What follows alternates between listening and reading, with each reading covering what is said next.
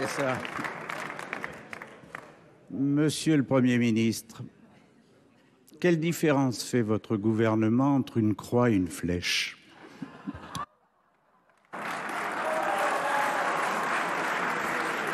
Pour vous répondre, la parole est à Madame Oudéa Castéra, ministre des Sports, des Jeux Olympiques et Paralympiques. Monsieur le sénateur Karoutchi, vous nous posez une question avec le panache, avec l'esprit qu'on vous connaît. Moi, j'ai envie de vous prendre au jeu, j'ai envie de vous proposer qu'on joue ensemble au jeu des 7 erreurs sur cette affiche. Et vous aurez sûrement remarqué que sur cette affiche des Jeux Olympiques et Paralympiques, la Tour Eiffel est rose.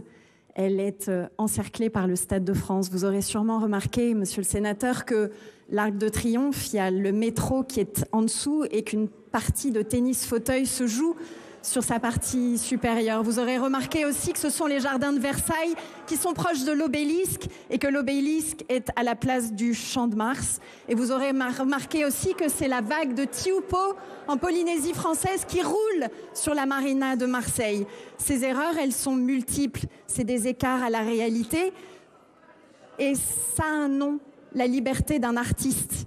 La liberté d'un artiste que notre pays s'est toujours honoré à préserver, à encourager, à respecter. C'est tout ça, cette affiche. C'est pas du tout une reproduction, c'est une interprétation qui se veut joyeuse, qui se veut foisonnante d'une ville-stade réinventée. C'est tout ça, monsieur le sénateur. Et cette affiche, ça n'est pas une commande d'État, c'est un geste libre d'un artiste qui est créatif, qui est courageux, qui est inspiré par ces Jeux Olympiques et Paralympiques. Et moi, ce que j'aurais aimé que vous souligniez, monsieur le sénateur, dans cette affiche, c'est que pour la première fois sur un dessin de cette importance, nous avons les Jeux Olympiques mis sur le même plan que les Jeux Paralympiques. Vous auriez pu aussi chercher des drapeaux, il y en a, près de notre frige tricolore. Des drapeaux, il y en aura plein, plein les stades, plein les podiums. Cette affiche, c'est la France. Cette affiche, c'est les Jeux Olympiques et Paralympiques. Cette affiche, c'est notre liberté. C'est la liberté qu'on aime et celle de nos artistes. Je vous remercie. Monsieur Karoutchi, il vous reste un certain temps.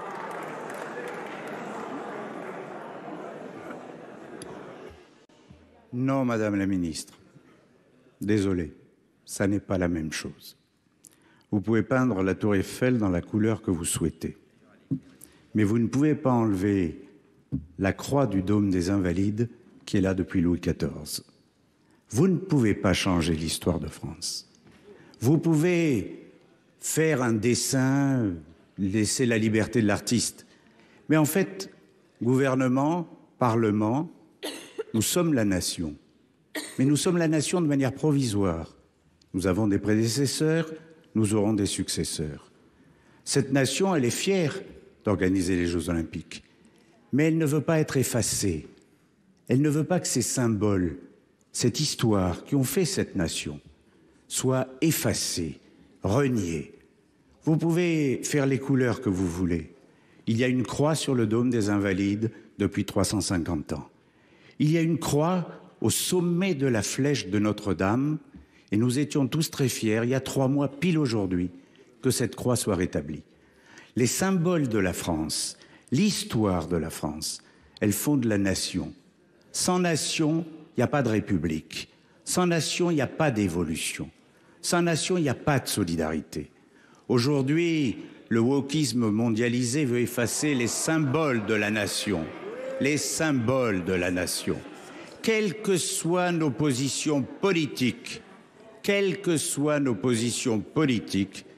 si nous voulons faire évoluer la nation, nous n'avons pas à l'effacer. Parce que si nous l'effaçons, nous disparaîtrons. Les nations ne sont pas éternelles, pas plus que les États et les empires. Faites la nation, toute la nation, la République, toute la République, la France, toute la France, mais n'effacez pas nos symboles.